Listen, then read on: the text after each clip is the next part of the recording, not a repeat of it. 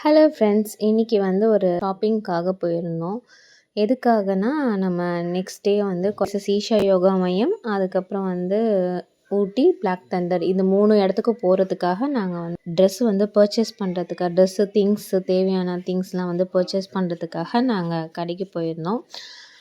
அந்த vlog தான் வந்து நீங்கள் பார்க்க போகிறீங்க.